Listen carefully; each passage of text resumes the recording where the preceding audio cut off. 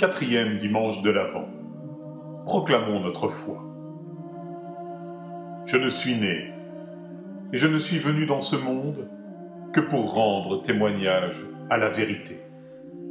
Ainsi parle Jésus devant Pilate, dans Saint Jean au chapitre 18 et au verset 36.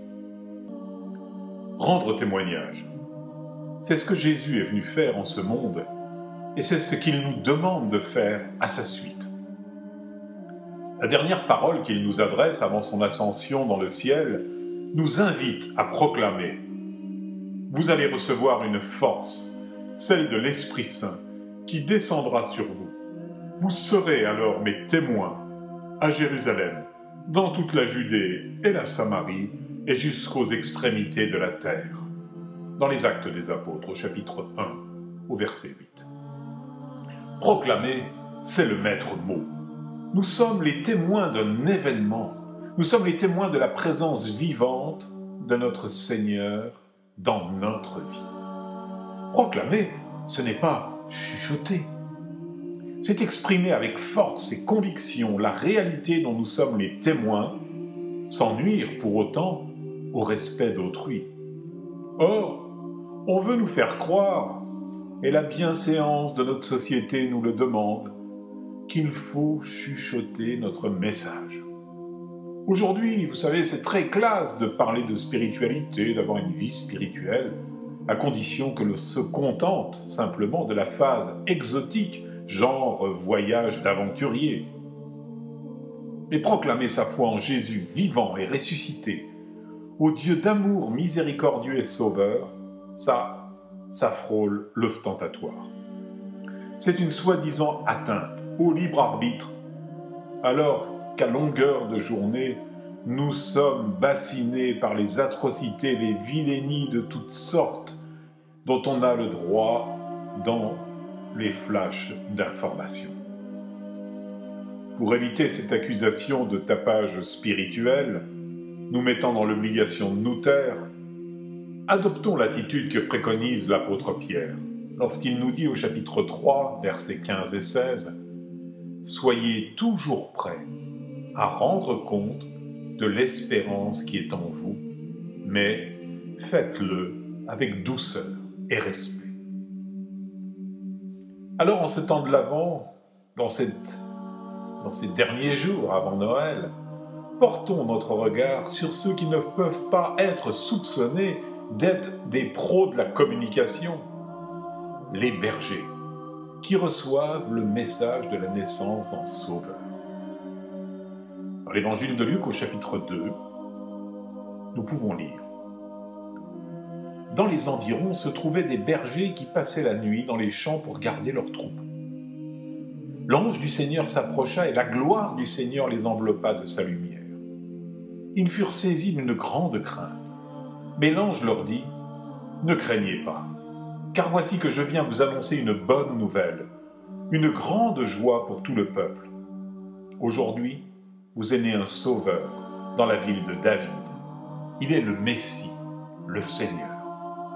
Et voilà le signe qui vous est donné. Vous trouverez un nouveau-né emmailloté et couché dans une mangeoire. » Et soudain, il y eut avec l'ange une troupe céleste innombrable qui louait Dieu en disant « Gloire à Dieu au plus haut des cieux et paix sur la terre aux hommes qui l'aiment. » Lorsque les anges eurent quitté les bergers pour le ciel, ceux-ci se disaient entre eux « Allons jusqu'à Bethléem pour voir ce qui est arrivé et que le Seigneur nous a fait connaître. » Ils se hâtèrent d'y aller, ils découvrirent Marie et Joseph avec le nouveau-né couché dans la mangeoire. Après l'avoir vu, ils racontèrent ce qui leur avait été annoncé au sujet de cet enfant, et tout le monde s'étonnait de ce que racontaient les bergers. Marie, cependant, retenait tous ces événements et les méditait dans son cœur. Les bergers repartirent, ils glorifiaient et louaient Dieu pour tout ce qu'ils avaient entendu et vu, selon ce qui leur avait été annoncé. Qu'est-ce que l'on constate dans ce passage de l'Écriture? Les bergers reçoivent un message d'un ange, d'un porte-parole, d'un envoyé de Dieu, qui leur annonce une bonne nouvelle à laquelle ils croient. Eh bien, nous aussi, nous avons reçu un message de Dieu via des personnes qui furent de véritables envoyés de Dieu pour éclairer nos vies. Deuxièmement, les bergers croient à ce qui vient de leur être annoncé et ils se rendent à la crèche. Ce qu'ils voient, ils ne le voient pas, ils le comprennent, le prennent avec eux, le prennent pour eux. Dans ce petit enfant, ils reconnaissent qu'un sauveur est né. Il en est de même pour nous aujourd'hui. Dans la confession de foi, dans notre credo, nous reconnaissons que ce qui est dit est vrai. Dans l'hostie consacrée, nous reconnaissons le Christ qui se donne à nous dans sa chair et dans son sang. Troisièmement, les bergers repartent après avoir vu et reconnu personnellement la vérité de ce qui leur avait été dit. Ils repartent en glorifiant et en louant Dieu. Oui, c'est en glorifiant et en louant Dieu au sein de notre vie quotidienne que nous pouvons être témoins vivants des réalités célestes et de la venue de notre Seigneur Jésus pour nous sauver. Cette louange et cette glorification ne pourront que susciter des questionnements de la part de nos proches. C'est ce qui nous permet de témoigner en rendant compte du pourquoi de notre joie. Aujourd'hui, ce n'est plus par un ange et une troupe céleste innombrable qu'il nous est donné de connaître ces réalités, mais bien par l'Esprit Saint lui-même, troisième personne de la Trinité, Esprit Saint que Jésus nous a envoyé. C'est ce même Esprit Saint qui, le jour de la Pentecôte, a poussé Pierre et les disciples réunis à proclamer leur foi en Jésus mort et ressuscité. Ces mêmes disciples de Jésus, souvenons-nous, étaient terrorisés quelques minutes avant, enfermés dans la chambre haute au Cénacle. Tout à coup, ces mêmes disciples terrorisés se retrouvent proclamateurs de la foi. Jésus accompagne la proclamation d'une promesse. Quiconque se déclarera pour moi devant les hommes, moi aussi, je me déclarerai pour lui devant mon Père qui est dans les cieux. Dans l'évangile de Matthieu, chapitre 10, verset 32.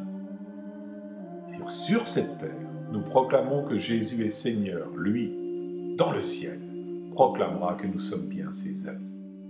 Ne rougissons donc pas du témoignage que nous avons à rendre à notre Seigneur, car ce n'est pas un esprit de crainte qui nous a été donné, mais un esprit de force, un esprit d'amour et de maîtrise de soi, comme l'évoque Paul dans sa première lettre à Timothée au chapitre 1, verset 7. À la célébration de chaque messe, nous proclamons le mystère de la foi en glorifiant Dieu. Gloire à toi qui étais mort, gloire à toi qui es vivant. Dieu Sauveur nous attend dans ton retour. Viens Seigneur Jésus. Ou alors cette autre formule, tu as connu la mort, tu es ressuscité et tu reviens encore pour nous sauver. Voici résumé dans la formule la plus courte qui soit ce que nous avons à proclamer. La mort, la résurrection et le retour de notre Seigneur et Sauveur Jésus-Christ. Tout est en germe dans le petit enfant de la crèche et c'est perceptible aux yeux de ceux qui savent regarder. Dans la joie de Noël, proclamons le mystère de la foi. Réjouissons-nous avec les anges du ciel qui l'annoncent. Laissons nos cœurs se remplir de l'amour du Christ qui nous pousse à annoncer la bonne nouvelle du salut. En guise de méditation et d'approfondissement, nous pouvons nous demander: est-ce que nous croyons qu'un Sauveur nous est né? L'accueillons-nous comme tel en cet enfant de la crèche? Deuxièmement, que pouvons-nous proclamer de l'action de Dieu dans notre vie? Et troisièmement, demandons comme cadeau de Noël au Seigneur de nous affermir dans la foi pour que nous puissions la proclamer. Joyeux Noël à tous, et que, renouvelés dans notre foi, notre espérance et notre charité, nous fêtions un Noël joyeux. Que le Seigneur vous bénisse.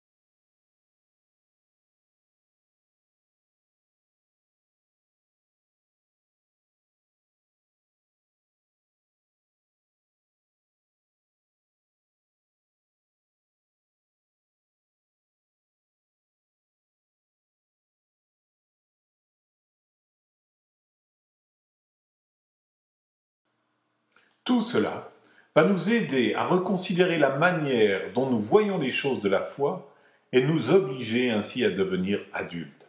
Comme on est censé le devenir, d'ailleurs, lorsqu'on le devient parent, et que la présence de l'enfant change le regard et opère en soi un regain de responsabilité. Passer d'une foi chrétienne charnelle à une foi chrétienne spirituelle, c'est s'affermir dans la foi. Mais ce n'est pas simplement une affaire de croyance, car la foi nous est donnée pour que nous nous transformions, que nous acceptions de quitter notre manière de vivre charnelle pour entrer dans une manière de vivre spirituelle. Les apôtres demandent à Jésus, dans Luc au chapitre 17, verset 5, « Augmente en nous la foi ». C'est intéressant de voir que ce n'est pas à la suite d'un miracle, d'un signe éclatant ou d'un prodige accompli par Jésus que cette demande est faite. C'est suite au pardon que l'on doit accorder à son frère s'il se repent de son action. Si ton frère vient à pécher, réprimande-le, et s'il se repent, remets-lui. Et si 7 fois le jour il pêche contre toi et que 7 fois il revienne à toi en disant « je me repens », tu lui remettras. La capacité de pardonner est le signe d'un grand affermissement dans la foi. C'est le signe même qui caractérise celui qui est fils de Dieu, qui est miséricordieux comme le Père est miséricordieux. Le pardon est folie aux yeux des hommes. L'être charnel ne peut le comprendre. La chair, elle réclame vengeance. Or, l'Esprit Saint fait retentir dans le cœur du chrétien un tout autre appel, le pardon. Les apôtres se rendent compte alors que la tâche est impossible, d'où leur demande à Jésus « Augmente en nous la foi ». Quand tu seras revenu, affermis tes frères. Voilà un passage bien énigmatique qui suit une déclaration de Jésus. Vous êtes vous, ceux qui sont demeurés constamment avec moi dans mes épreuves. Et moi, je dispose pour vous du royaume, comme mon Père en a disposé pour moi. Dans Saint Luc, au chapitre 22, versets 28 et 29. Jésus prévient que Satan les a réclamés pour être criblés comme le froment. Jésus lui dit qu'il a prié pour lui, afin que sa foi ne défaille pas. Jésus lui confie alors une mission. « Toi donc, quand tu seras revenu, affermis tes frères. » Affermis tes frères. Suit le fameux passage où le coq devient d'un seul coup une vedette de la chanson, un héros dans l'Évangile qui annonce la trahison de Pierre. Nous sommes invités à ne pas être présomptueux mais humbles.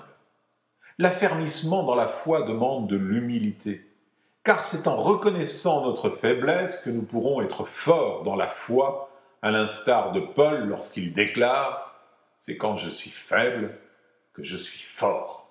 Dans la 2e aux Corinthiens, au chapitre 12, au verset 10. Retenons que Jésus confie à Pierre le soin d'affermir ses frères lorsqu'il sera revenu de son épreuve.